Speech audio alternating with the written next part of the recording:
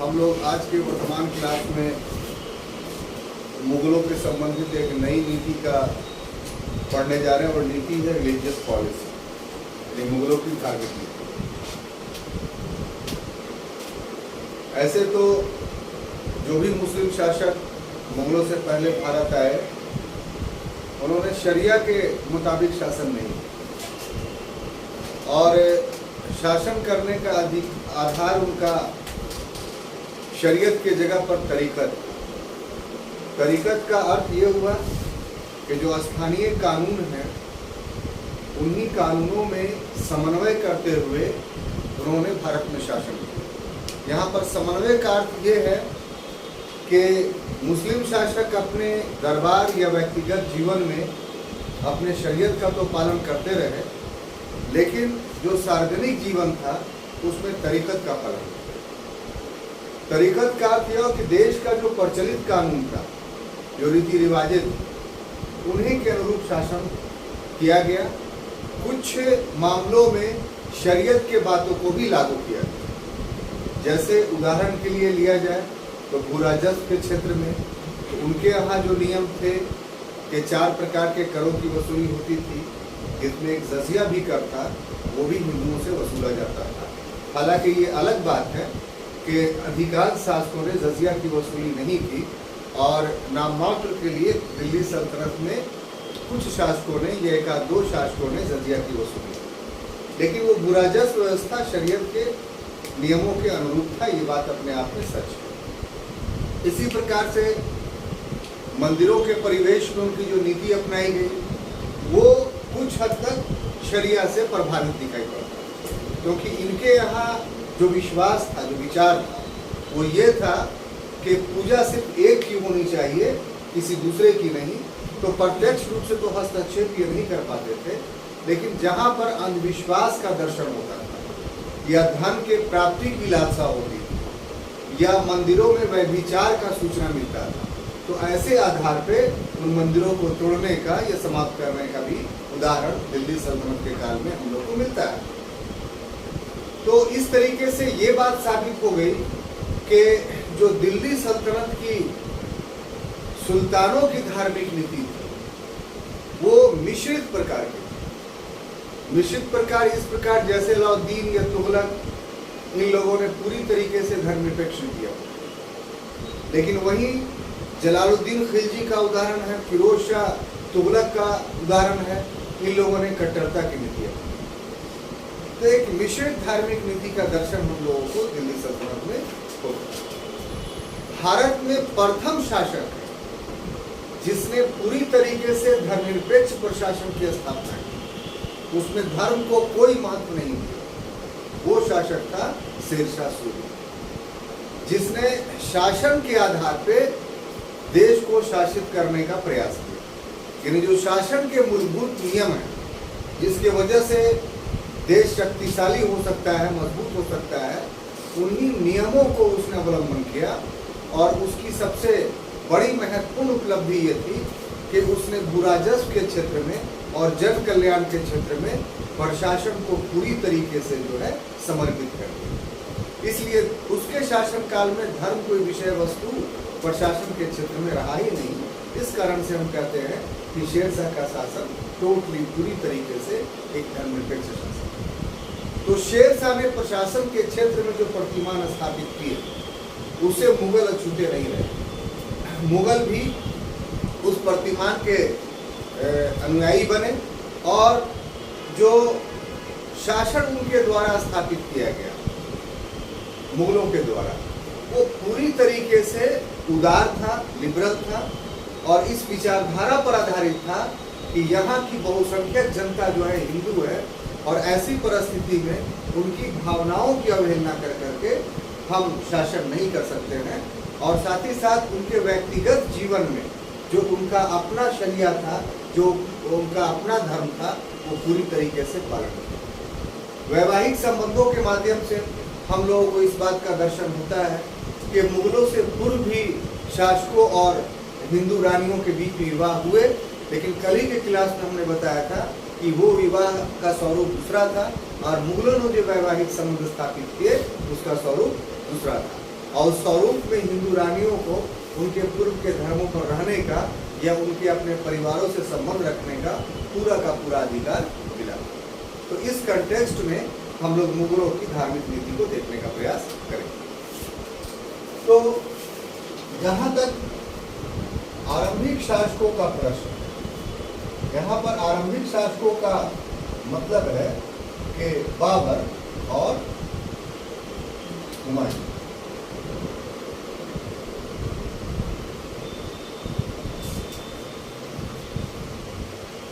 बाबर और हुमायूं के द्वारा भी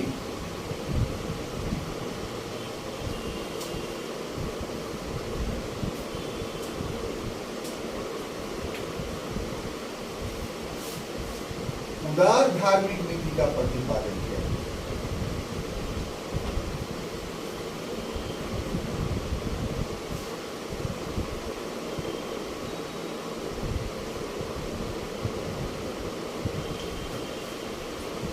इस उदार धार्मिक नीति का क्या था कि व्यक्तिगत जीवन में जो उनका अपना व्यक्तिगत जीवन था,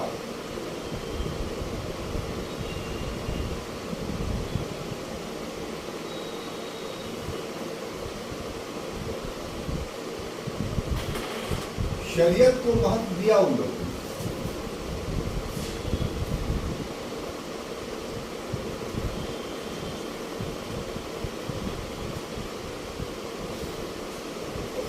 परंतु सार्वजनिक जीवन में जो उनका पब्लिक लाइफ था,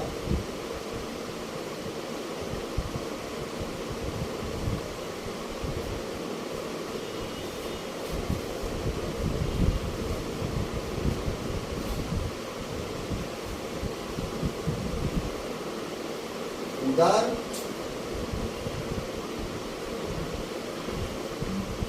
धार्मिक नीति का प्रतिपादन।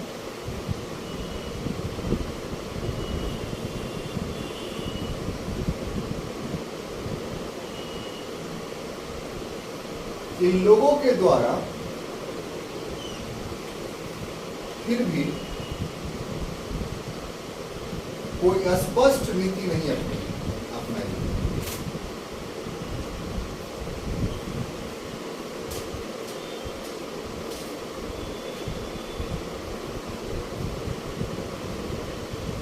नीति नहीं अपनाई गई।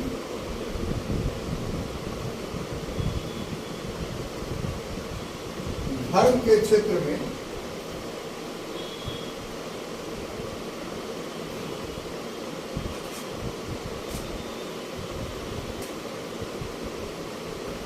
अकबर ने स्पष्ट नीति अपनाई।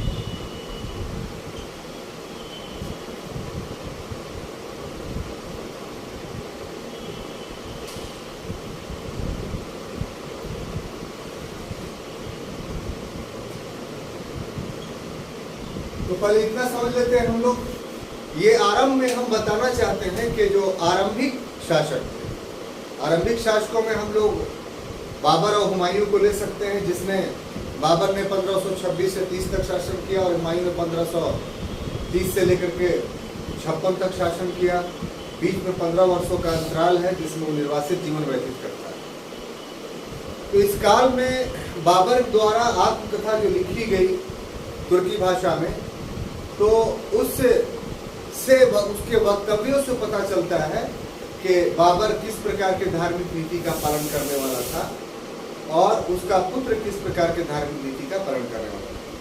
बाबर जब भारत में आया तो उसे इस बात का एहसास था कि हम जिस देश में हैं उस देश में अधिकांश प्रजा हिंदू है और उनके धार्मिक विश्वासों की अवहेलना करके हम बहुत दिनों तक, लंबे समय तक यहाँ शासन नहीं कर सकते। इसलिए बाबरनामा में अपने पुत्र हुमायूं को वो निर्देश देता है कि अपने हिंदू प्रजा के साथ अच्छा व्यवहार करो और उनके धार्मिक विश्वासों और विचारों का सम्मान करो और उनके धार्मिक रूप से क्रियाकलाप करने की पूरी आज़ादी और स्वतंत्रता प्रदान करो। बाबरनामा में बाबर की यह उक्ति इस बात को प्रमाणित करती है कि बाबर का भी विचारधारा धर्म के क्षेत्र में उदार था और उसके पुत्र हुमायूं का भी विचारधारा धर्म के क्षेत्र में उदार था। वो यहाँ के धार्मिक मामलों में हस्तक्षेप करना नहीं चाहता था। लेकिन इन सभी के बावजूद उनका जो व्यक्तिगत जीवन था वो ऐसा नहीं था कि अपने धर्म से पूरी तरीके से विमुख हो गया। अपने धर्म का पूर्ण रूप से व्यक्तिगत जीवन में वो पालन करते थे। हालांकि इसके साथ साथ ये भी दृष्टांत मिलता है कि इनके द्वारा गैर धार्मिक कृत्यों का भी अवलंबन किया गया। जैसे बाबर खुद शराब पीता था। इसका प्रमाण कैसे मिलता है कि खनवा के युद्ध में जब वो हार रहा था तो उसने शराब के पात्रों को तोड़ने की अनुमति दी। इसका मतलब ये है कि खनवा के युद्ध के पहले बाबर शराब पीता था, जो कि इस्लाम धर्म में या शरीयत में पूरी तरीके से निषिद्ध है। इसी प्रकार से हुमायूं नशे का आदी था, अफीम खाकर पड़ा रहता था, जो इस्लामी नियमों के पूरी तरीके से विरुद्ध था। तो ये दृष्टांत भी हम लोग को मिलते हैं कि व्यक्तिगत जीवन में धार्मिक आचरणों का तो पालन ये लोग करते रहे, लेकिन साथ ही साथ अपने इस्लाम के धर्म विरुद्ध कार्य भी वो लोग करते रहे। तो ऐसी परिस्थिति में इन दोनों में कट्टरता नहीं, ये एक बात साबित होती है। और साथ ही साथ एक चीज और साबित होती है कि इन दोनों में धार्मिक उदारता की नीति तो अपनाई, लेकिन उनकी यह नीति स्पष्ट नहीं। यहाँ पर स्पष्ट का अर्थ क्या है कि धार्मिक उदारता के परिप्रेक्ष्य में किसी स्पष्ट सिद्धांत का निर्धारण नहीं किया, उस पर क्रियात्मक रूप से कोई काम नहीं किया। एक होता है कि हम लिबरल हैं, सोच में लिबरल हैं, तो उस ढंग से लोगों से मिल रहे हैं, बातचीत कर रहे हैं, वो एक अलग तथ्य है। लेकिन दूसरा ये है कि हम अपने धार्मिक उदारवाद के लिए कुछ सिद्धांतों का निर्माण किया और उस सिद्धांतों पर चल कर करके हम धार्मिक उदारवाद को प्रस्तुत करना चाहते हैं। तो ये दोनों अलग अलग बातें हुई। तो बाबर और हुमायूं ने उदारवादी नीति अपनाई, लेकिन उन उदारवादी नीतियों के परिवेश में किसी सिद्धांत का प्रतिपादन नहीं किया। उदारवादी नीतियों के परिवेश में एक स्पष्ट सिद्धांत का प्रतिपादन जो करता है उसका नाम अकबर है। और अकबर के समय से ही हम लोगों को स्पष्ट रूप से मुगलों की धार्मिक नीति का दर्शन होता है। क्लियर? तो अब हम अकबर पे आते हैं और उसके समझते हैं कि मुगलों की धार्मिक नीति क्या थी।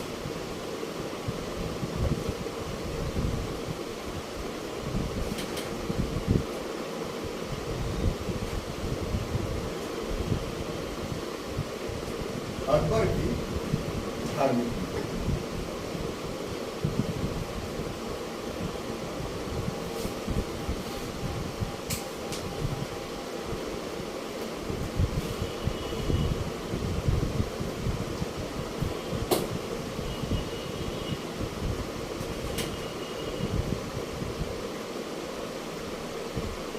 अकबर ने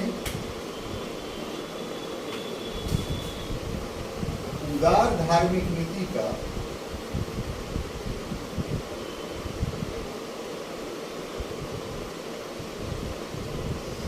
प्रतिपादन किया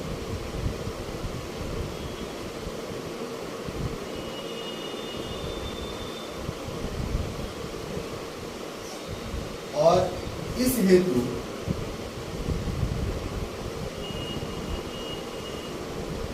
में प्रतिपादन करने के लिए उसने स्पष्ट रूप से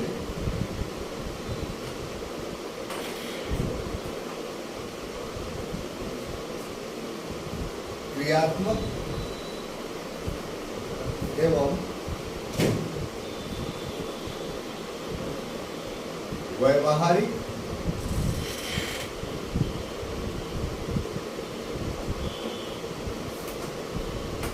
पक्षों का अध्ययन किया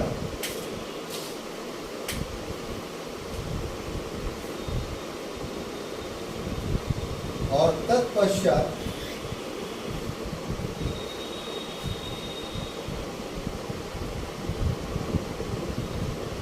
उदार धार्मिक नीति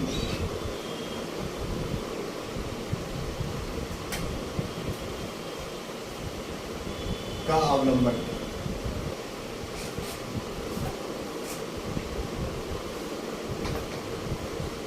साथ ही अकबर के उदार धार्मिक नीति के लिए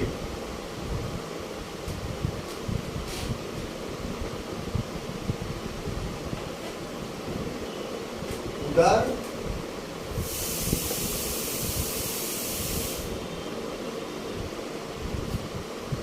धार्मिक नीति हेतु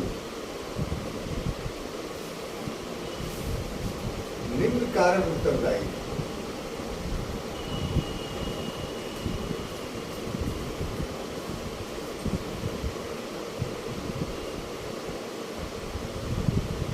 उसमें सबसे पहला था पारिवारिक परिवेश,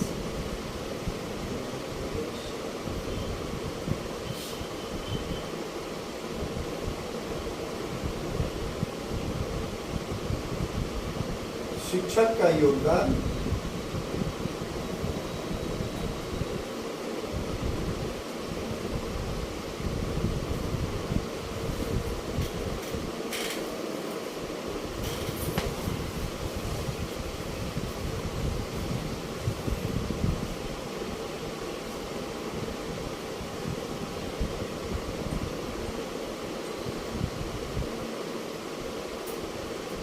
राजपूतों के यहाँ वास,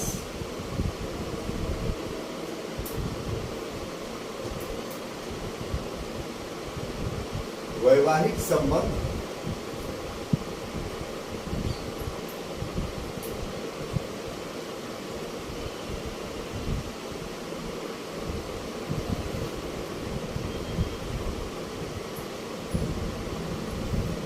राजनीतिक लाभ की आकांक्षा,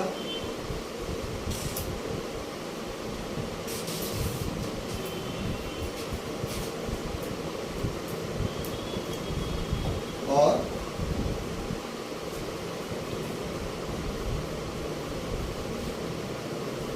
सूफीवाद का प्रभाव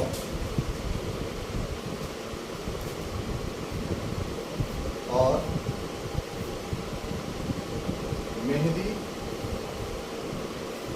के उद्भव का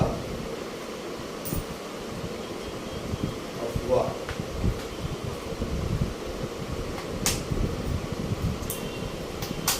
तो अकबर की जो धार्मिक नीति थी, अभी हमने आपको बताया कि अकबर की धार्मिक नीति का जो उद्देश्य था, या दूसरे शब्दों में कह लीजिए कि अकबर की जो धार्मिक नीति थी वो अनमने ढंग से सोचे हुए किसी नीति का परिणाम नहीं था।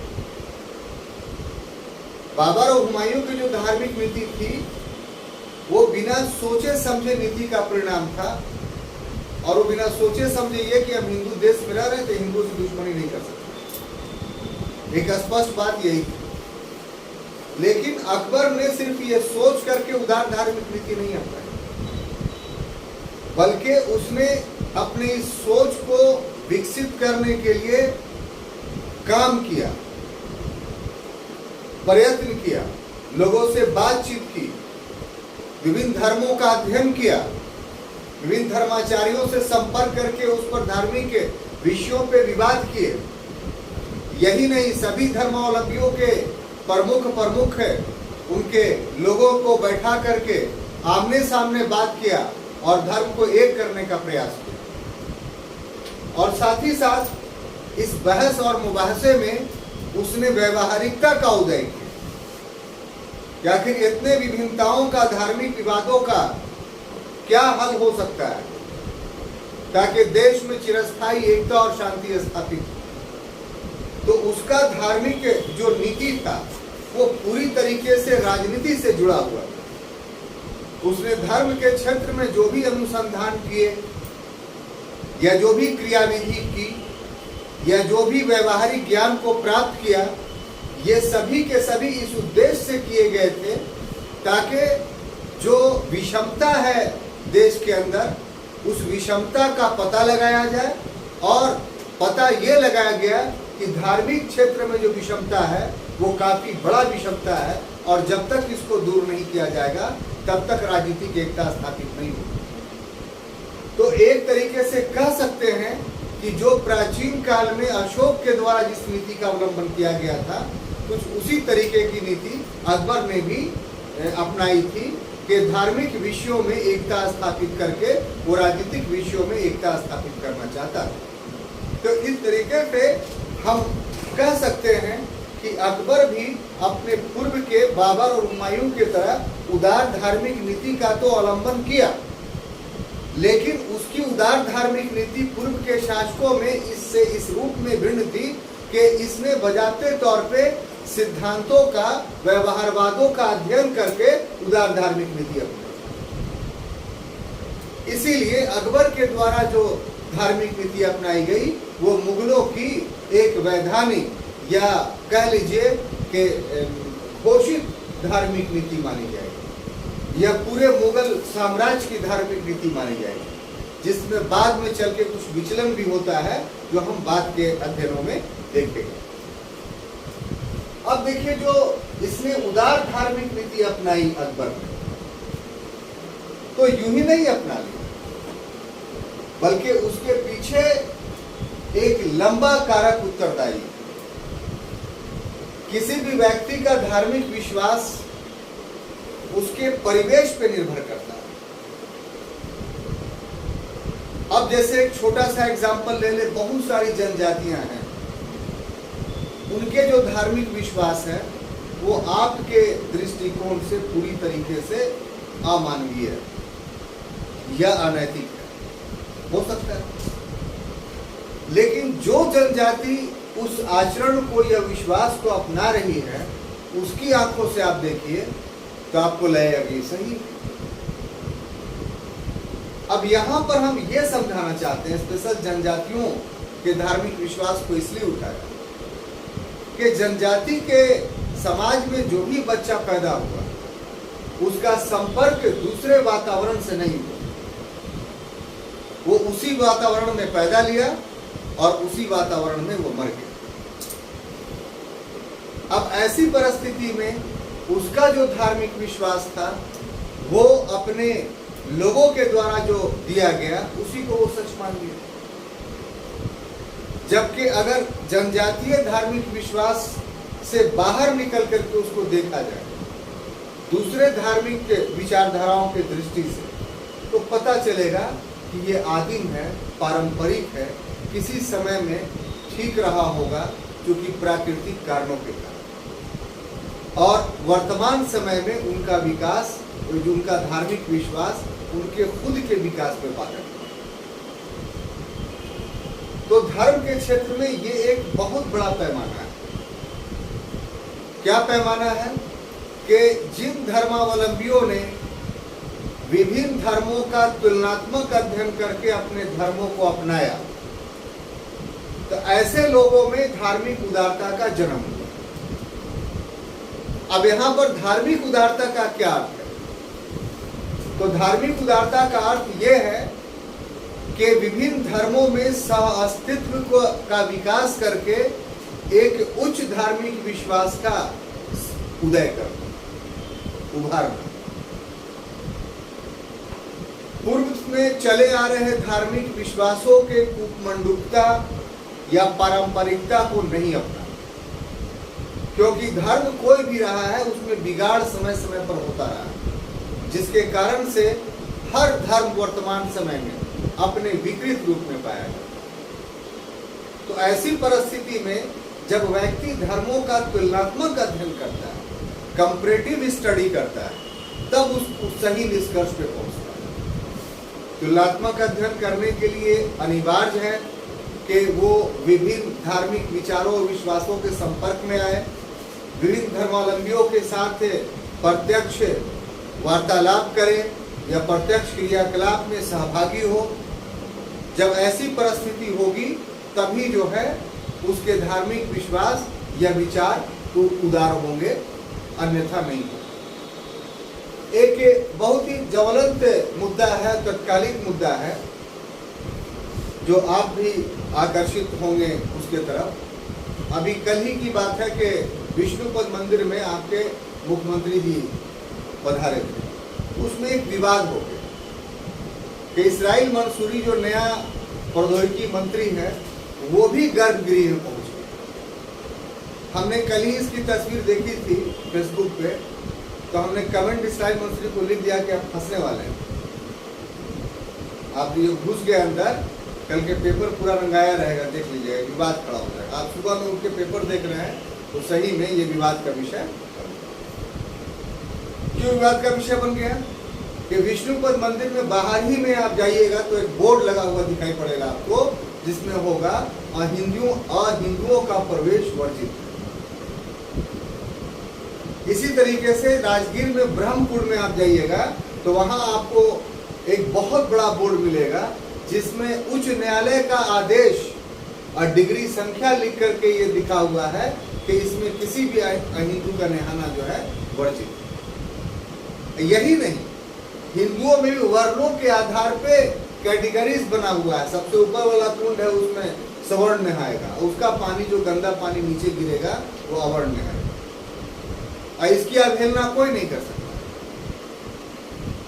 अब देखिए यहाँ पर जो चीजें उभर करके सामने आती है बिल्कुल स्पष्ट रूप से, क्या हिंदू धर्म में इस प्रकार का कोई सैद्धांतिक प्रावधान है? अगर इस तरीके का सैद्धांतिक प्रावधान है तो फिर हिंदू धर्म का विस्तार या विकास कैसे होगा? इसे तो बाधित हो जाएगा। फिर ऋग्वेद का वो श्लोक जो ऋषि विश्वामित्र के द्वारा अंतः स्थापित किया गया था नवे मंडल में, जिसको हम लोग गायत्री नवे के तीसरे मंडल, नवा और तीसरा कंफ्यूज कर रहे हैं। गायत्री मंत्र जिसको आप लोग सुनते होंगे, पता है गायत्री मंत्र किस चीज के लिए है? तो गायत्री मंत्र अंतः स्थापित ही इसलिए किया गया था ऋग्वेद में कि कोई व्यक्ति हिंदू धर्म या सनातनी धर्म में प्रवेश करना चाहता है तो वो इस गायत्री मंत्र के माध्यम से प्रवेश कर सकता है। तो ऋग्वेद के प्रावधानों के मुताबिक तो इस बात का परमिशन है कि कोई बाहरी व्यक्ति हिंदू धर्म में आ सकता है। तो यहाँ वर्तमान परिपाटी क्या है? ऋग्वैदिक उन विश्वासों और विचारों पर कुठारघात है। और यही चीज पुरी के जगन्नाथ मंदिर में आपको देखने को मिलेगा कि अवर्ण वहां प्रवेश नहीं कर सकते। आप जैसे लाला जी तो सवर्ण है लेकिन देखने में काला लगते हैं। कभी भी अपने लाइफ में आप उस मंदिर में घुसने का प्रयास कीजिएगा, आप हो जाइएगा दोनों आदमी, इनको परमिट कर देगा, आपको बोलेगा खड़ो। क्यों? आपको प्रमाणित करना पड़ेगा कि हम सवर्ण।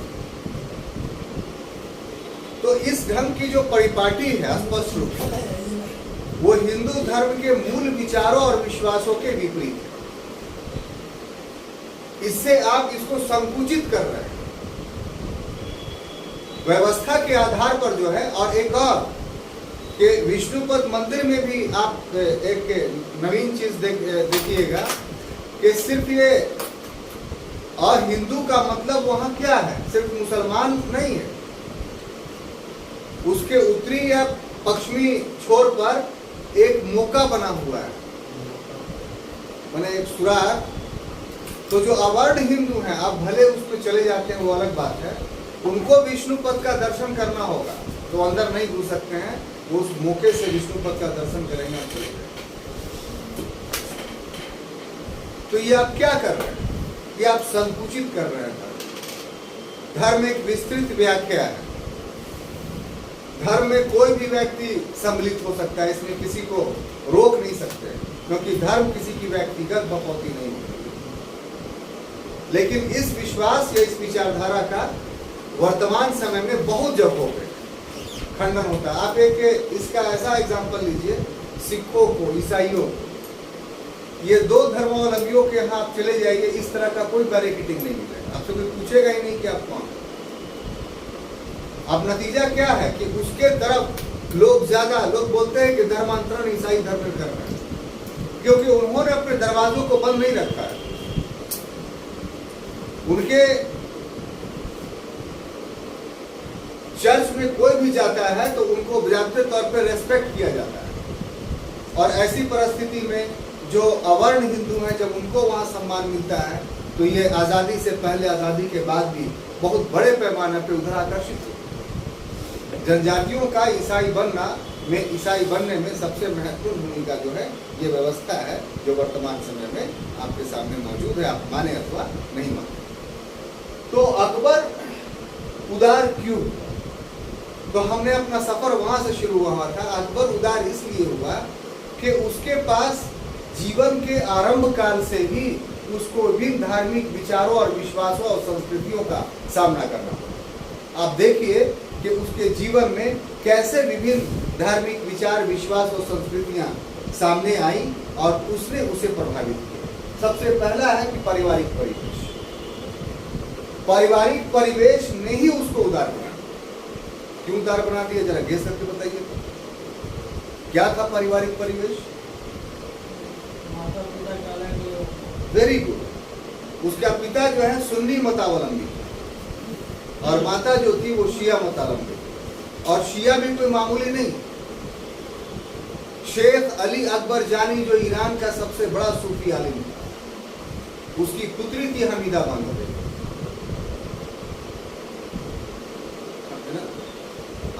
उसकी पुत्री थी हमीदा बानो और उससे उत्पन्न हुआ।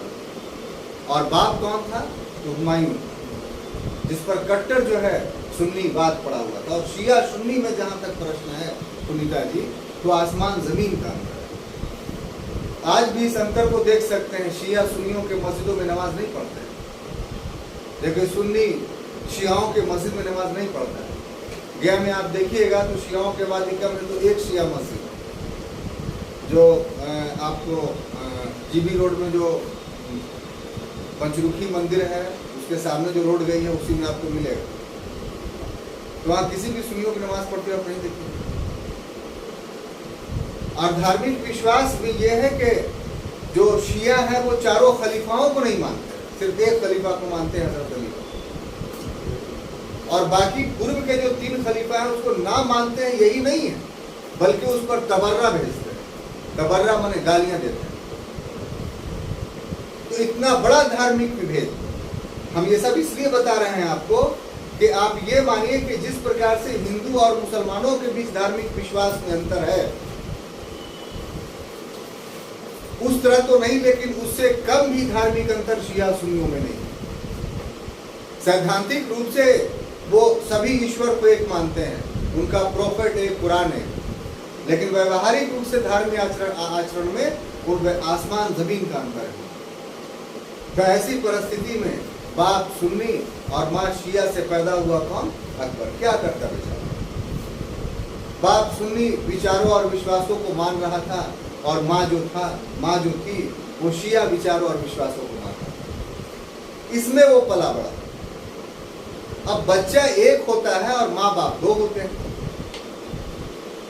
ऐसी परिस्थिति में बच्चा क्या करता है? समन्वय बनाता है।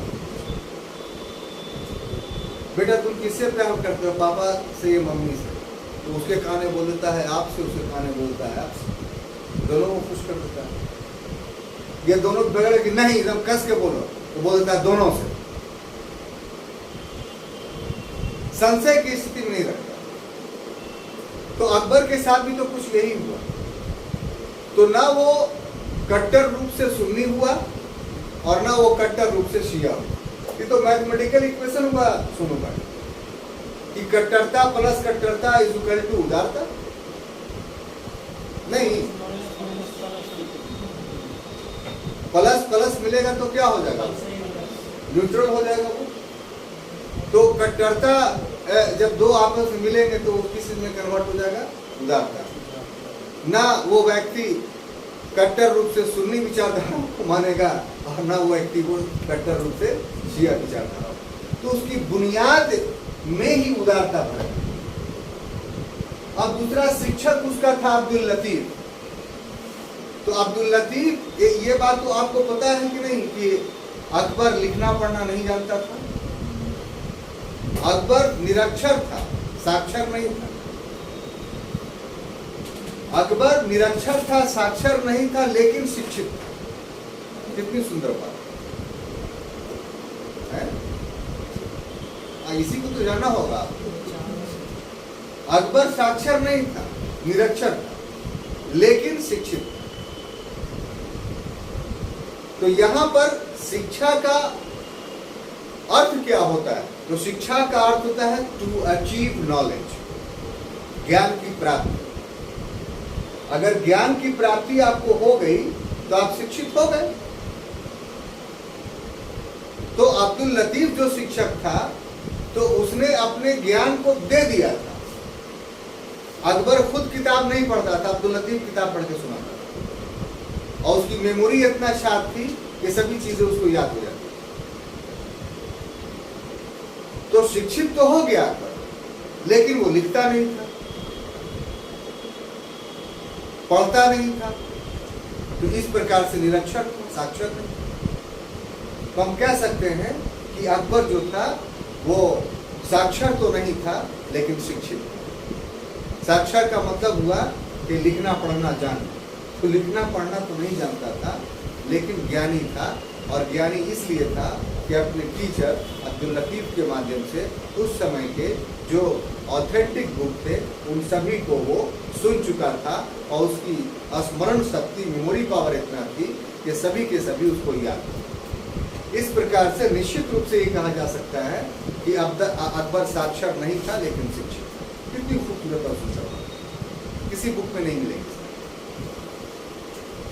तो ऐसी परिस्थिति में अब्दुल लतीफ के धार्मिक विचार क्या थे जिसके वजह से अकबर जो उदार हो गया? एक सोचने वाली बात होगी। तो अब्दुल लतीफ सूफी वाद का आदमी, और सूफी विचारधारा जो थी वो मूलभूत रूप से एक रहस्यवादी विचारधारा, एक मिस्टिक था, मिस्टिसिज्म था। और रहस्यवाद, मिस्टिसिज्म एक ऐसा विचारधारा है जिसमें कोई विभेद है ही नहीं, क्योंकि चाहे ज्यूडिश मिस्टिसिज्म हो, क्रिश्चियन मिस्टिसिज्म हो, हिंदू मिस्टिसिज्म हो या इस्लामिक मिस्टिसिज्म, सबका उद्देश्य सिर्फ और सिर्फ एक ही है, और वह है पर ब्रह्मा की प्राप्ति, to achieve the enlightenment that can never see, जिसको कभी देखा नहीं जा सकता, दैट कैन नेवर टच, जिसको कभी छुआ नहीं जा सकता, दैट कैन ओनली ऑब्जर्व, जिसको सिर्फ समझा जा सकता है। तो इसी समझ को जो विकसित करने की परिपाटी है ना, कि खुदा कौन है, ईश्वर कौन है, गॉड कौन है, इसी को मिस्टिसिज्म बोलते हैं। और धर्म का, हर धर्म का ये चरमोत्कर्ष है। अगर आप धार्मिक आराधना में लीन रहते हैं, धार्मिक विश्वास ज्यादा अपनाते हैं, धार्मिक कृत्य ज्यादा करते हैं, तो आपको एक दिन स्वयं बिना किसी के बताए हुए मिस्टिसिज्म के रास्ते में बढ़ ही जाना है। और जैसे ही मिस्टिसिज्म या रहस्यवाद की तरफ आप बढ़ेंगे, वैसे ही आपके आगे धर्म के विभेद खत्म हो जाएंगे। और आपको इस धार्मिक विभेद को देखना है खत्म होते हुए।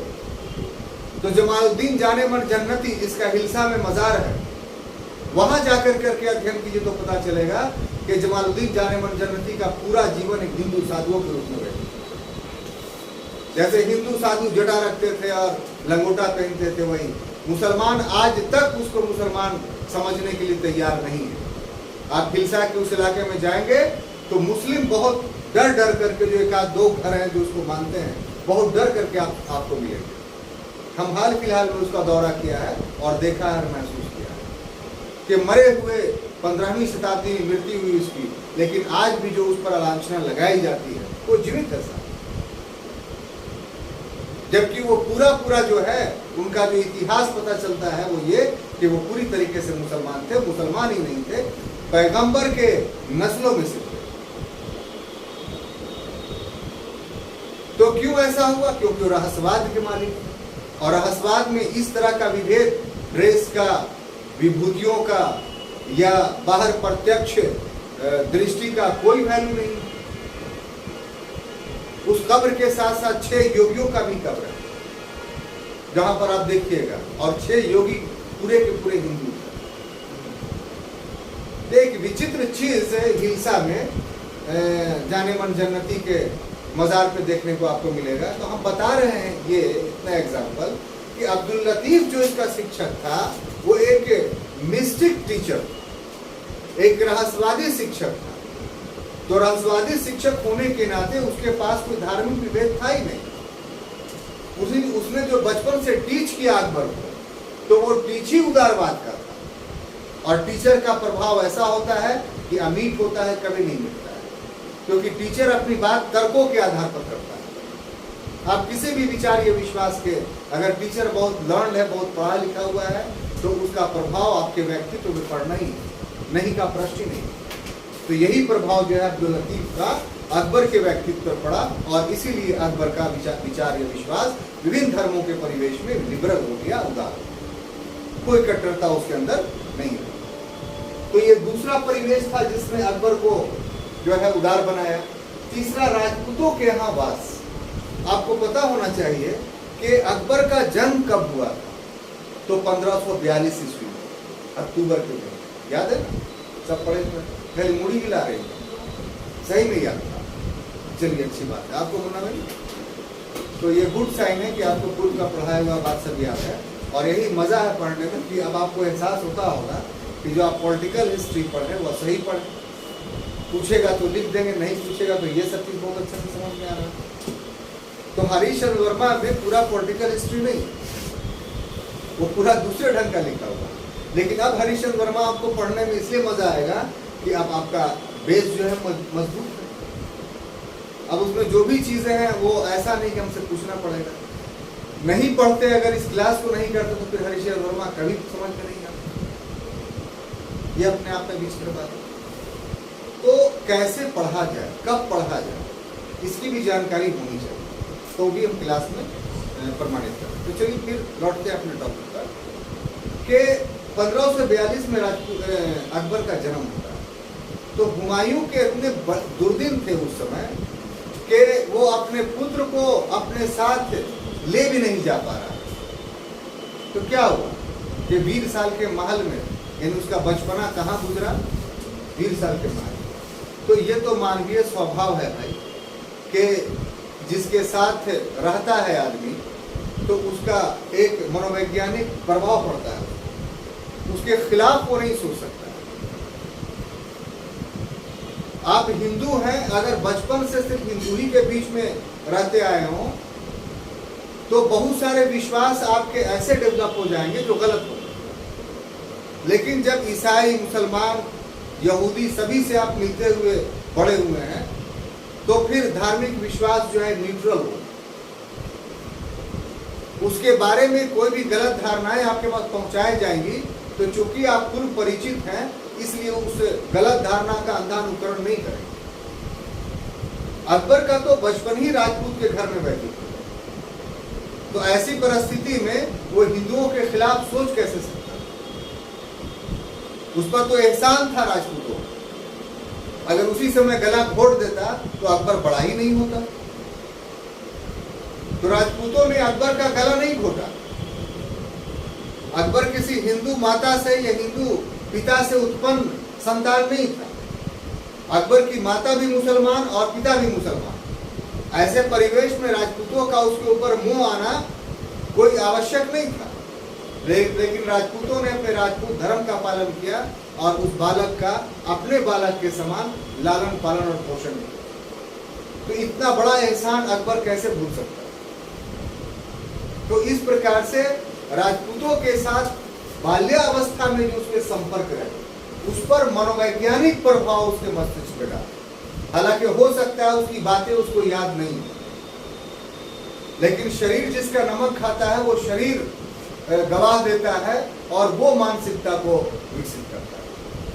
आपने सुना होगा कि मैंने सरदार आपका नमक खाया, मतलब मैं आपके खिलाफ नहीं कर सकता। तो ये चीज ने, इस चीज ने भी उसको वैवाहिक संबंध, अकबर ने जो वैवाहिक संबंध बनाए वो वैवाहिक संबंध पूर्व के वैवाहिक संबंधों से इतफालक। उनकी रानियां हिंदू रानियां मुसलमान नहीं बनी, बल्कि वो हिंदू ही थी और राजमहल में पूरी हिंदू पद्धतियों और क्रियाकलापों को करती ही नहीं थी, बल्कि पति का जिस क्रियाकलाप में सहयोग की आवश्यकता होती है। बहुत सारे हिंदू रिचुअल ऐसे होते हैं कि जिन रिचुअल्स में पति का उपस्थित होना बहुत ही अनिवार्य होना। जैसे करवा चौथ बिना पति की उपस्थिति में हो ही नहीं सकता है, कि हो सकता है? जैसे कृष्ण झूला बिना पति की उपस्थिति में हो ही नहीं सकता।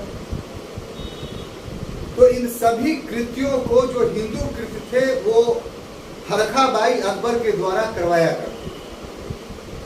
तो ऐसी परिस्थिति में उसने दोनों धर्मों का अवलंबन करना शुरू किया। तो जब दोनों धर्मों का जैसे ही अवलंबन किया तो उसमें उदारवाद चला है। तो ये क्यों कर संभव? हिंदू रिचुअल में पार्टिसिपेट करना इस वजह से न संभव हुआ क्योंकि उसने एक हिंदू स्त्री से शादी किया था और उसका ये शर्त था कि हम तुम्हारे साथ तभी रहेंगे जब हमारे धर्म के अनुरूप हमें कार्य करने की आजादी मिलेगी, और यही नहीं बल्कि तुम उसमें सहयोग करो। तो इस प्रकार से वैवाहिक संबंध ने भी उसे उदार बनाया। Any confusion students? अगला चीज जिसने उसके धार्मिक विचारधारा को उदार बनाया वो था राजनीतिक लाभ की आकांक्षा। इसकी वो एक राजा था, उसका धर्म इस्लाम नहीं था, उसका धर्म राजतंत्र था। आप एक स्टूडेंट हैं, आपका धर्म वो धर्म नहीं है जिसको सोच रहे हैं। आपका धर्म सिर्फ छात्रत्व है। अगर इस विचार या विश्वास को अपनाया जाए तब जीवन में सफलता मिलेगी। इसका मतलब यह नहीं होता है कि आपका मूलभूत धर्म समाप्त हो गया। धर्म चाहे कोई भी हो उसकी तो विशेषता होती है जीवन पद्धति, और जीवन पद्धति में क्या तो ऐसा चलना कि जीवन सफल हो। तो जीवन सफल कब होता है? जीवन सफल तब होता है जब व्यक्ति अपने लिए हुए कार्यों को ईमानदारी पूर्वक संपन्न करे। तो आप स्टूडेंट्स हैं, आपका कार्य ईमानदारी पूर्वक ये है कि आप एक अच्छे अध्येता बने। अध्येता का अर्थ अध्ययनकर्ता बने। अध्ययनकर्ता का अर्थ पढ़ने वाला बने। तो आप अच्छे ढंग से यदि पढ़ते हैं साहब, दिल लगा के पढ़ते हैं, कंसंट्रेशन के साथ पढ़ते हैं, तो कोई कारण नहीं है कि आपको नौकरी नहीं मिलेगा। डंके की चोट पर आपको मिलेगा, कोई नहीं रोक सकता है। तो उसी ढंग से अकबर का जो धर्म था वो राजतंत्र था। एक सफल राजा बना, और सफल राजा बनने में सबसे बड़ी बाधा क्या थी अकबर की? तो बाहर के लोग नहीं थे, दूसरे लोग नहीं थे, उसके 100 धर्मीय। दिक्कत ये, जिस धर्म को मानने वाला था उस धर्म के लोग ही उस परिस्थिति में उसके दुश्मन थे। कौन? तो अफगान थे मुसलमान, लेकिन शत्रुता किससे रखते थे? तो अकबर से। मिर्जा थे उसके संबंधी, धर्मावलंबी ही नहीं थे बल्कि अपने रक्त थे, खून थे, लेकिन मिर्जाओं ने अकबर को बहुत परेशान किया। तो 100 रक्त वाले व्यक्ति भी उसके विरोधी, और 100 धर्म वाले व्यक्ति भी उसके विरोधी। और एक तरफ इन विरोधों के साथ साथ दूसरा पक्ष ये कि वो जिद पकड़े हुए कि हम सफल राजा बनेंगे। तो कैसे बनता भाई? तो स्वाभाविक सी बात है कि दूसरे धर्म वालों के निकट हो जाता तभी बनता। नहीं, 90 के बाद एक सामाजिक न्याय का नारा दिया गया। तो सामाजिक न्याय का नारा किसने दिया? तो जितने अत्यंत पिछड़े वर्ग का नेतृत्व था उन लोगों ने दिया, ओबीसी वालों ने दिया, SC ST भी उसमें शामिल हो गए। तो उसमें मुसलमानों को शामिल कर दिया। कहा कि बिना इनके शामिल किए हुए वो सीट नहीं निकाल सकते थे, सीट नहीं जीत सकते। तो यही काम तो अकबर ने किया कि उसका अपना 100 धर्मी उसका जब विरोधी हो गया तो वो किससे मिल गया? राजपूतों से। तो राजपूतों से मिल करके वो ये बोलता राजपूतों कि तुम मुसलमान बन जाओ तब तुमसे मिलेंगे। कभी राजपूत मिल सकता था? तो राजपूतों के साथ संबंध तभी बनता जब वो उदार हो जाता, लिबरल होता। तो उदार और लिबरल का अर्थ क्या होता? कि उसके भी धार्मिक विश्वासों और विचारों का आदर करता। तो इस कारण राजनीतिक महत्वाकांक्षा के या राजनीतिक आकांक्षा के लाभ उठाने के लिए जो है वो उदार बना। सूफीवाद का प्रभाव तो ये इस कंटेक्स्ट में हम पहले ही बता चुके हैं, इसमें तो वही बताएंगे रहस्यवाद। अब आ जाइए मेहंदी के उद्भव की अफवाह। ये एक नई चीज हम बता रहे हैं। जो अन्य किताबों में शायद नहीं है। उस वक्त एक अफवाह प्रचलित थी कि इस्लाम का 1000 साल पूरा हो चुका है और ये कहा जाता है कि जब इस्लाम का 1000 साल पूरा हो जाएगा तो अब पैगंबर तो इस्लाम में नहीं आएंगे लेकिन इमाम आएंगे, और इमाम कौन होंगे? तो मेहदी होंगे। तो अकबर ने इस विचारधारा का लाभ उठाया, और अकबर ने तो नहीं लेकिन अन्य लेखकों ने, दूसरे लोगों ने मेहदी कहना शुरू कर दिया। अब इस वजह से इसका विरोधी नहीं हो सकता, और मेहदी की विचारधारा यह है कि जब उनका अवतरण होगा तो विश्व के जितने लोग हैं वे सभी लोग उनका अनुसरण करें और धर्म उस समय एक हो जाए। तो इस मनोवृत्ति का लाभ अकबर ने उठाया, तो इससे भी उदारवाद का जन्म। तो हम समझते हैं कि अकबर क्यों लिबरल बना, आप पूरी तरीके से वो परिवेश समझने में सफल हुए। क्लियर? इसमें और कुछ पूछना है? आगे बढ़े। अब देखिए साहब,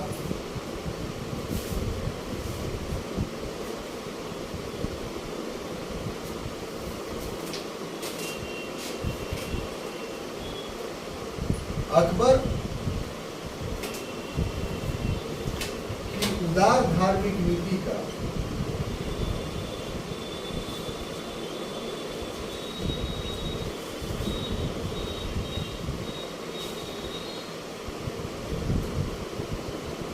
मूल उद्देश्य जो था वो एक था, और वो क्या था? धार्मिक समन्वय।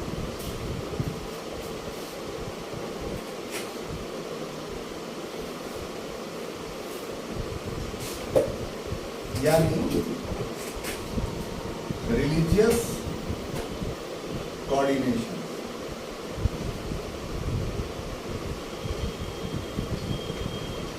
ठीक है, अगर अकबर के धार्मिक विचारों को आप पढ़िए बहुत गहराई से सभी कुछ, तो आपको एक चीज का कुछ चाहता क्या?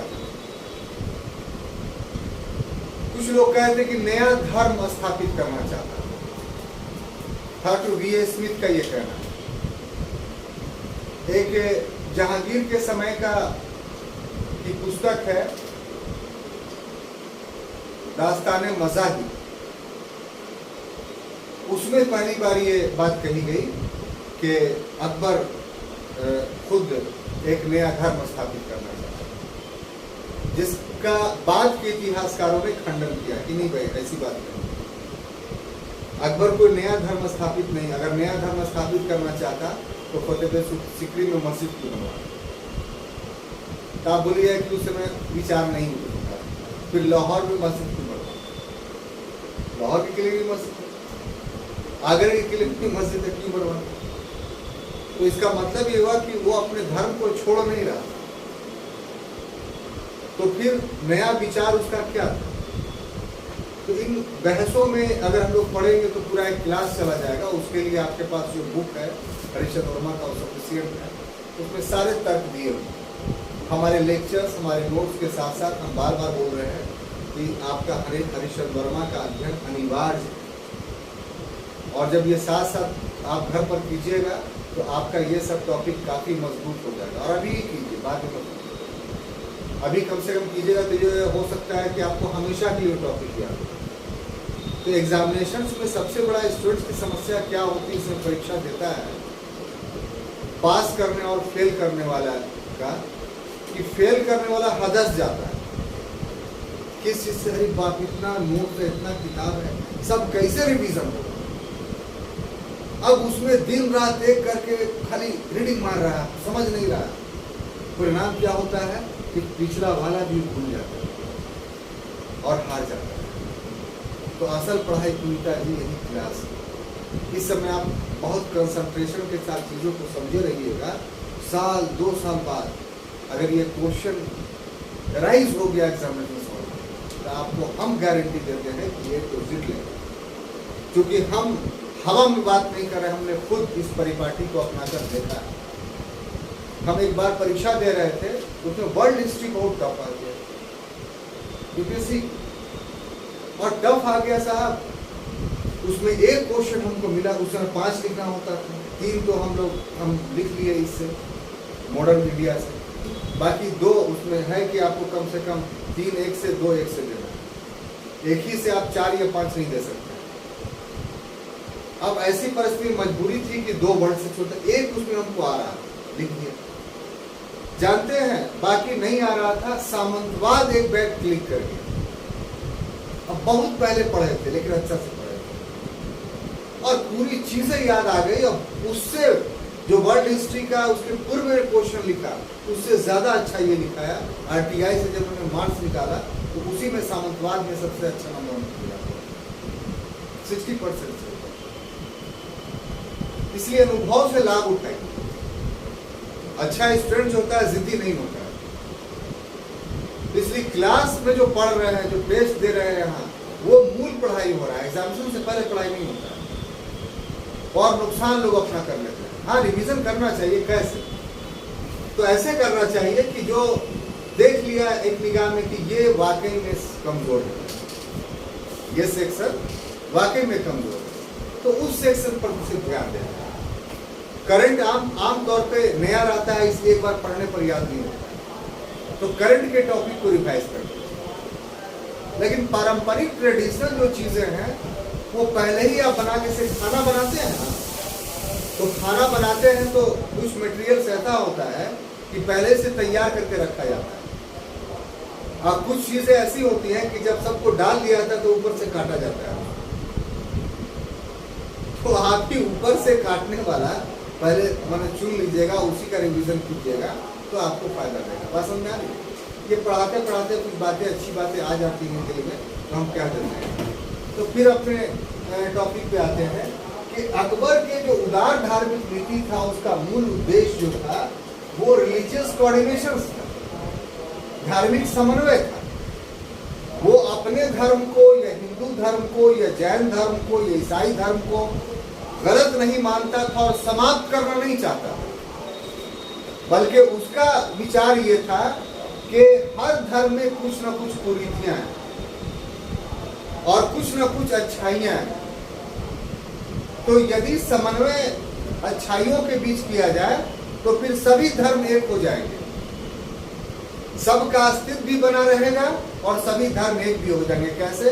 क्योंकि उसका विचार विश्वास था कि सभी धर्मों के नैतिक आदर्श एक, जो मोरल वैल्यूज है सभी रिलीजन्स के वो अलग अलग नहीं है, अलग अलग एक, सभी के एक। तो यदि उन मोरल वैल्यूज को ऊपर कर दिया जाए तो धार्मिक विश्वास लोगों का एक हो जाएगा। जब धार्मिक विश्वास लोगों का एक हो जाएगा तो फिर विभेद ही खत्म हो जाएगा, तो राजनीतिक एकीकरण हो जाएगा। तो उसका जो उदार धार्मिक विचारधारा था उसका जो मूल तत्व था राजनीतिक समन्वय। इस राजनीतिक समन्वय से वो देश की राजनीतिक एकता स्थापित करना चाहता था। इससे क्या चाहता था वो? इससे देश की राजनीतिक एकता यानी पॉलिटिकल इंटेग्रिटी स्थापित करना चाहिए।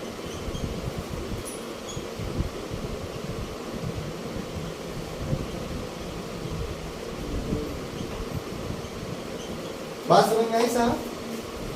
ये जो यहां से यहां तक लिखे हैं यही अकबर के धार्मिक विचार का निचोड़ है। अब इसके लिए अकबर ने क्या किया? तो इसके लिए 1575 ईस्वी में उसने इबादत खाना स्थापित किया। ठीक है। 1576 में सभी धर्मों के लिए खोल दिया।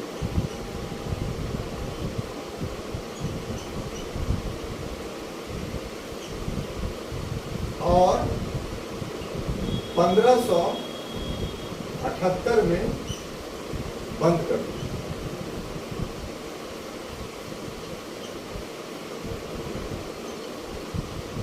अब इसकी व्याख्या। उद्देश्य क्या था? तो रिलीजियस कोऑर्डिनेशंस। इस रिलीजियस कोऑर्डिनेशंस का मकसद क्या था? तो to establish political integrity of the country. इसका मतलब इनडायरेक्टली या डायरेक्टली आप कह सकते हैं कि अकबर की जो धार्मिक नीति थी वो वास्तव में राजनीति से प्रेरित थी। कितनी खूबसूरत है, नहीं खूबसूरत है? अरे है कि नहीं बताइए ना, कैसे खूबसूरत है सोनू भाई की बात?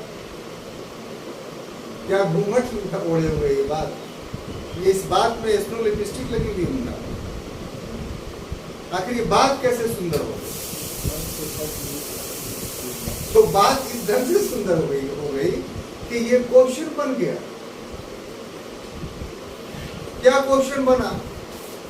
कि अकबर की धार्मिक नीति उसके राजनीतिक उद्देश्यों से प्रभावित थी, या अकबर ने जिस धार्मिक नीति का अवलंबन किया उसका उद्देश्य राजनीतिक एकता स्थापित करना था? प्रमाणित कीजिए, स्पष्ट कीजिए या समालोचनात्मक करके। अब ये सवाल जो आ जाएगा तो इसीलिए ये सुंदर हो गया सेंटेंस। अब ये आपके लिए बहुत आसान हो जाएगा क्योंकि आप उसी कंटेक्स्ट में चीजों को पढ़ रहे हैं, आप सामान्यीकरण कर करके नहीं पढ़ रहे हैं चीजों को, आप बहुपक्षीय एंगल से देख रहे हैं। घटना सब पुस्तक में लिखा हुआ, मटेरियल में लिखा हुआ है, उसके लिए चिंता नहीं कीजिए। कौन आया, किस मौलवी से क्या बात हुई, वो बहुत महत्व का मुद्दा नहीं। वो हरिश्चंद्र वर्मा पढ़िएगा तो सबका नाम मिल जाएगा, नहीं मिलेगा? यहां तक कि यूनिक में आपको सबका नाम मिल जाएगा। हाँ, अकबर का धार्मिक नीति यूनिक में है तो आप पढ़ेगा तो उसमें सबका नाम मिल जाएगा। अब देखिए कि 1575 में उसने अपने इस उद्देश्य की प्राप्ति के लिए इबादत खाना की स्थापना की। इबादत खाना का अर्थ आप जानते हैं क्या होता है? इसको हिंदी में अगर कहा जाए तो पूजा गृह है, अगर इंग्लिश में कहा जाए तो प्रे हाउस। इबादत खाना, पूजा गृह, प्रे हाउस, ये सब हमने क्या दिया। अब इसका अंदाजा आप क्या लगेगा यहाँ क्या होता है या क्या हो सकता है? ये तो आप मैंने स्मार्ट बन के बोल रहे हैं। सिंपली में कहा यही ना कि यहाँ पूजा होगा, इबादत होगा। अगर हिंदू होगा तो कोई यज्ञ करेगा या किसी धार्मिक श्लोकों का उच्चारण करेगा। मुसलमान होगा तो नमाज पढ़ेगा। अगर क्रिश्चियन का प्रे हाउस होगा तो ईसा मसीह की आराधना करेगा। सामान्य मीनिंग तो यही है ना। लेकिन अकबर का इबादत खाना ये नहीं था जो इबादत खाना का समान अर्थ होता था, बल्कि अकबर का इबादत खाना जो था वो धार्मिक विचार विनिमय का स्थल था, विचार विमर्श करने का स्थल था। और सबसे महत्वपूर्ण बात यह है कि ये इबादत खाना उसने एस्टैब्लिश कहाँ किया? तो फतेहपुर सीकरी में। जो डेट है आप देखिए कि 75 से 78 तक अकबर का की राजधानी 75 से 85 तक कहाँ रही? 72 से 85 तक फतेहपुर सीकरी में। इसका मतलब स्वाभाविक सी बात है कि उसका इबादत खाना फतेहपुर सीकरी में होगा। Please consider to me this very good face. तो अकबर का इबादत खाना जो है वो फतेहपुर सीकरी में था। अगर आगरे के किले में जाए खोजिएगा नहीं मिलेगा, लाहौर के किले में नहीं मिलेगा। चलिए आप बता दीजिए कि फतेहपुर सीकरी में कहां पर था इबादत खाना? सोनू भाई दीवाने खास देखिए पढ़ाए थे, याद रहना चाहिए था। हमारा हर सेंटेंस ऑब्जेक्टिव क्वेश्चन भी बनता है और सब्जेक्टिविटी भी अपने अंदर लिए रहा है। तो अगर गौर से आप पढ़िएगा ध्यान से तो आपसे ऑब्जेक्टिव क्वेश्चन भी बनेगा और साथ ही साथ आपसे सब्जेक्टिव लिखाएगा। ठीक है? पीटी का कोई अलग क्लास नहीं, मेंस का कोई अलग क्लास नहीं। एक क्लास कीजिए, पीटी भी निकलेगा, मेंस भी निकलेगा। इसलिए उसकी गारंटी है। तो अब आइए कि अब दूसरा प्रश्न इससे जुड़ा हुआ है कि अकबर ने दीवाने खास में इबादत खाना क्यों स्थापित किया? उसकी संरचना ऐसी थी कि कोई बाहरी आदमी सुने। Very good. तो अकबर इस विवाद को बाहरी लोगों को सुनाना क्यों नहीं चाहता? क्योंकि बाहरी लोग इन धार्मिक विरोधों को पचा नहीं पाते, समझ नहीं पाते, और विवाद सुलझने से पहले ही काफी उलझ जाता। इसलिए धार्मिक बहस तो वो करना चाहता था, लेकिन विद्वत जनों के बीच, ताकि कोई विवाद हो भी तो वहीं पर दब जाए और निष्कर्ष जब निकले तो उस निष्कर्ष को फिर आम किया जाए, पहले आम नहीं किया। बात समझ में आ रही? इसलिए अकबर ने दीवाने खास को ही इबादत खाना बनाया। क्लियर? अब देखिए आगे कि आरंभ में 75 में स्थापित किया तो 76 तक इसने सिर्फ इस्लामी धर्मावलंबियों को के साथ विचार विमर्श किया, क्योंकि उसे पता था कि असल विवाद तो हम जिस धर्म को मान रहे हैं उसी धर्म में, और इसमें मुख्य पुरोहित जो बनाया वो फैजी को बनाया, सॉरी शेख मुबारक को बनाया,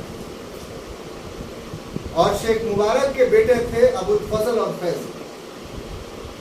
धार्मिक क्षेत्र में सबसे ज्यादा प्रभाव जिसका पड़ा था अकबर के व्यक्तित्व पर, वो व्यक्ति था अबुल फजल। और अबुल फजल का क्या प्रभाव पड़ा था जानते हैं? अबुल फजल का सबसे बड़ा प्रभाव ये पड़ा था कि अकबर का राजत्व सिद्धांत अबुल फजल के विचारों से प्रभावित। इसलिए अबुल फजल के विचारों को जानना आपके लिए काफी अनिवार्य और जरूरी है। अबुल फजल का विचार था कि जिस प्रकार से ईश्वर पूरे दुनिया का मालिक है, तो वो सभी को मानता है। सभी का अर्थ क्या? कि जो ईश्वर को माने उसको भी मानता है, जो ईश्वर को ना माने उसको भी मानता है। वो विभेद नहीं करता है। अगर धर्म के इस रूप को आप मानते हैं तो इस बात को आपको मानना पड़ेगा कि ईश्वर विभेद नहीं करता। अगर ईश्वर विभेद करता तो बहुत सारे लोग नास्तिक हैं, तो ईश्वर को उन नास्तिकों को मार देना चाहिए था, जो उन नास्तिकों को भोजन नहीं देना चाहिए था। लेकिन ईश्वर तो ऐसा नहीं करता है। वो जो मानता है उसको भी भोजन देता है, उसको भी जीवित रखता है, जो नहीं मानता है उसे भी भोजन देता है, उसे भी जीवित रखता है। तो उसने कहा अबुल फजल ने कि जिस प्रकार से ब्रह्मांड में स्थान ईश्वर का है, उसी प्रकार से धरती पर स्थान सम्राट का है, बादशाह का। तो बादशाह को भी अपने प्रजा में विभेद नहीं करना चाहिए, चाहे वो प्रजा उसके धार्मिक विचार या विश्वास को मानता हो या नहीं मानता हो। उसे एक समान सभी रूपों में, सभी को एक रूप में देखना चाहिए। इसका मतलब सोशल राइट टू इक्वलिटी तो कॉन्स्टिट्यूशन 1949 में स्थापित किया गया था। मिडाल पीरियड में मुगल ने अकबर के रूप में राइट टू इक्वलिटी पहले एस्टेब्लिश कर दिया। तो इसलिए अबुल फजल ने एक नया सिद्धांत प्रतिपादित किया, इसको फर्रे-एज़दी बोलते हैं। इसका तुलना आप किससे कर सकते? नियाबत खुदाई से। इसकी स्थापना किसने की थी? नियाबत खुदाई की घोषणा किसने की? नियाबत खुदाई की घोषणा किसने की? नियाबत खुदाई की घोषणा किसने की थी? बलबन। गुड मॉर्निंग एक दूसरा, डरो मत, बलबन ने की थी। उसका भी राजत्व सिद्धांत दैवीय सिद्धांत पे आधारित था। नहीं ऐसे करके तो पढ़िए नहीं, हम बता देते तो आपको अब हमेशा क्लियर हो गया। मुझे डर से नहीं बोल रहे थे, लेकिन आप डरिएगा भी नहीं, वो भी खत्म हो गया। तो उसी का मिलता जुलता रूप था फर्रे-एज़दी, जो अकबर में धारण किया। दोनों के अर्थ यह कि क्या कि I am the representative of God, मैं ईश्वर का प्रतिनिधि हूं। जिस प्रकार से तुम ईश्वर की बातों को मानते हो, उसी प्रकार से मेरी भी बातों को मानो। It is your religion, it is your political religion to follow the king. तो ये विचारधारा जो अबुल फजल ने उसके दिमाग में बैठाई फर्रेसी, तो उसी के अचीवमेंट के लिए वो इस इबादत खाना की स्थापना किया। तो इस्लाम धर्म में भी बहुत सारी विचारधाराएं थी, तो उन सारे मौलानाओं को बुलाया। 1 साल तक डेली बुधवार की शाम को ये बैठक लगती थी और रात होते होते हक्का मुक्का शुरू हो जाता मौलानाओं को, मार बैठ। बहुत से मौलाना ऊपर से लोगों के नीचे गिरे।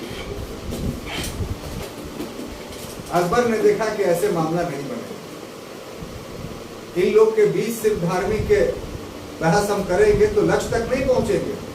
तो अकबर ने क्या किया कि 76 में सभी धर्मों के लिए खोल दिया कि अब सिर्फ मुसलमान नहीं बैठेंगे यहाँ, अब हिंदू के भी पुरोहित आएंगे, ईसाई के भी पादरी आएंगे। अब विदेशों से बुलाया उसको, यहाँ नहीं था। फादर मोहम्मद का नाम सुने हो, उसको आमंत्रित। जैनियों को बुलाया। सबसे बड़ी बात आपको पता है कि सारे धार्मिक विश्वासों और विचारों में इस इबादत खाना में अकबर ने सबसे अच्छा किसी को माना तो जैनियों को माना। अकबर सारे धार्मिक विचारों विश्वासों से सबसे ज्यादा प्रभावित था तो जैनिज्म से। अब का एक अलग विषय है, ऑब्जेक्टिव क्वेश्चन आ सकता है, इसलिए मैंने आपको बता दिया, हम तो ड्रिल नहीं करना चाहते।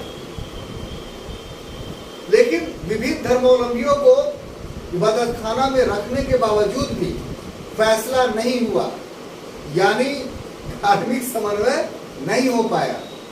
अकबर को एहसास हो गया कि धर्म के बीच समन्वय स्थापित करना यह संभव कार्य नहीं है, असंभव।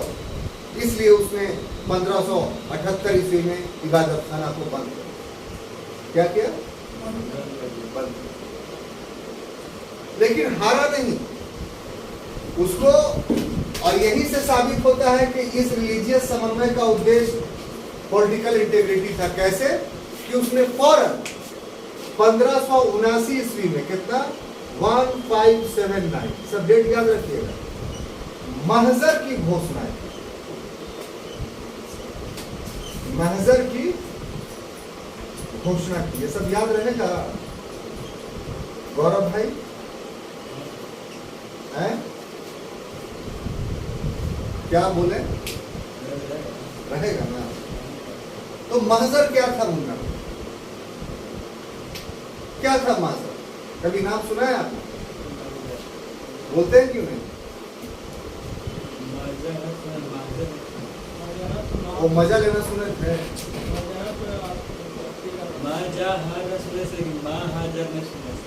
वो मजहर सुने थे।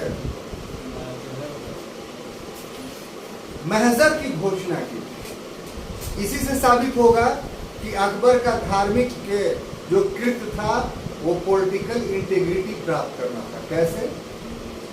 कि महजर की घोषणा के माध्यम से अकबर ने यह कहा कि यदि हमारे साम्राज्य में कोई धार्मिक विवाद उठता है, कोई रिलीजियस डिस्प्यूट उठता है, तो उसका निर्णय करता सम्राट और वो सभी को मानना पड़ेगा। तो इबादत खाने से ये साबित हो गई थी कि धर्म में एका स्थापित नहीं किया जा सकता है। धर्म में विवाद या विभेद रहेगा तो उसका समाधान क्या किया उसने? महजर किया कि अब अगर कोई धार्मिक विवाद उभरेगा तो उसका निर्णय करता कौन होगा? अकबर होगा। और इसकी घोषणा उसने और कहीं से नहीं की, फतेहपुर सीकरी के जामा मस्जिद से। यहां पर थोड़ा बताना चाहेंगे कि फतेहपुर सीकरी में जो जामा मस्जिद है उसमें आप जाइएगा तो देखिएगा कि 1579 से पहले अकबर आम नमाजियों की तरह जाया करता था। आम नमाजी का मतलब क्या है? कि जैसे सब लोग बैठे हुए हैं, बैठ गए, नमाज पढ़ता था, वो पढ़ाता नहीं, उसके लिए इमाम होते थे, खुतबा इमाम देता था। मतलब नमाज के समय हेड अकबर नहीं होता, इमाम होता। सिर्फ अकबर को प्रिविलेज ये था कि अकबर जब नीचे से ऊपर में, क्योंकि नीचाई पर था दीवाने आम दीवाने खास उसका महल, और बुलंद दरवाजा से प्रवेश किया तो बुलंद दरवाजा 76 फीट ऊंचा था, तो इसका मतलब ऊंचा हो गया जामा मस्जिद।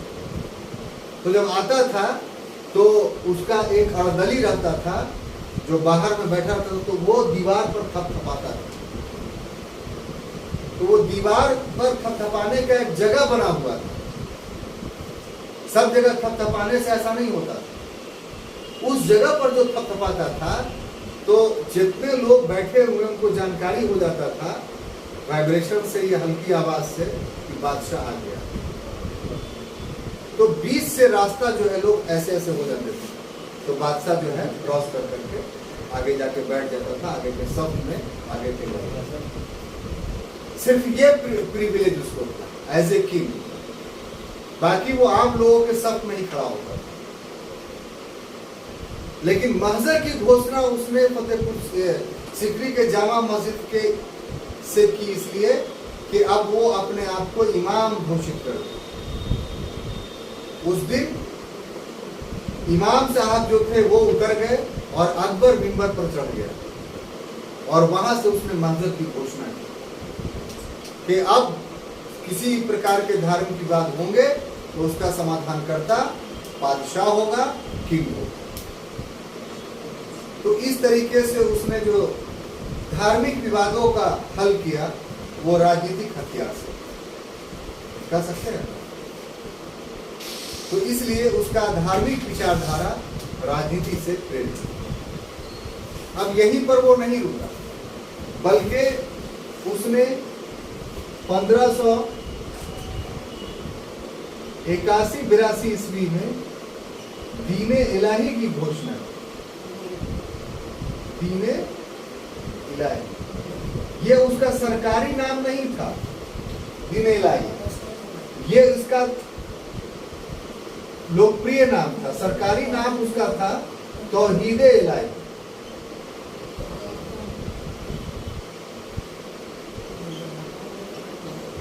अब ये क्या था, तो इसके पूरे डिटेल्स हरिश्चंद्र वर्मा में, ललित मत में सब में दिए हुए हैं, नोट्स में नहीं है इसमें। उसको आपको अलग से देखना होता है। इसमें मूलभूत बात ये थी कि विभिन्न धर्मों की अच्छी अच्छी बातों का समन्वय, यानी जिस तरीके से अशोक ने धम्म की स्थापना की, तो धम्म क्या था? नैतिक आदर्शों की एक संहिता थी, एक कोड ऑफ मोरल वैल्यूज था। उसी प्रकार से अकबर का दीन इलाही भी एक कोड ऑफ मोरल वैल्यूज था, और इसके कुछ क्रिया पद्धति थे। इतवार का दिन होता था, जिसको होना होता था अपनी पगड़ी बादशाह के सर पर रख देता था, फिर बादशाह उसकी पगड़ी को उठा करके उसके सर पर रखता था। मांसाहार पूर्ण ढंग से प्रतिबंधित था इसमें, आग को साक्षी मानी जाती थी इसमें, अपना कटार अकबर उसको प्रदान करता था, और एक दिन इलाही के मानने वाले दूसरे दिन इलाही मानों का अभिवादन अल्लाह अकबर से करते थे। तो इस तरीके से कुछ क्रिया पद्धति विकसित की गई थी इस दिन में। लेकिन 18 व्यक्ति को छोड़ कर करके और कोई भी इसको नहीं है। तो इस तरीके से उसका दीन इलाही जो है वो सफल नहीं हुआ, जिस प्रकार से अशोक का धम्म सफल नहीं हुआ। और धार्मिक नीति के तहत उसने 1582 में एक और काम किया, वो काम था इलाही संवत का प्रचलन, यानी कैलेंडर उसमें चला। ये भी कैलेंडर जो है वो सफल नहीं। तो इस प्रकार से संक्षेप में हम कह सकते हैं कि अकबर की जो धार्मिक नीति थी वो वास्तव में एक राजनीतिक समन्वय का प्रयास था। अब चूंकि समय बहुत हो गया है, हम कोशिश तो कर रहे थे कि आज ही पूरा धार्मिक नीति खत्म कर दें, लेकिन अभी और शासक जैसे जहांगीर, शाहजहां और औरंगजेब बचा हुआ है, तो कल के क्लास में इसको हम लोग समाप्त करेंगे। हमें आशा ही नहीं, पूर्ण विश्वास है कि आपको धार्मिक नीति के संबंध में पार्ट फर्स्ट पूरी तरीके से समझ में आया होगा। आपसे निवेदन है कि बाकी बचे हुए खंडों को हरिश्चंद्र वर्मा से पढ़ के आए, ताकि क्लास कल और भी अच्छे ढंग से आप समझ पाएँ।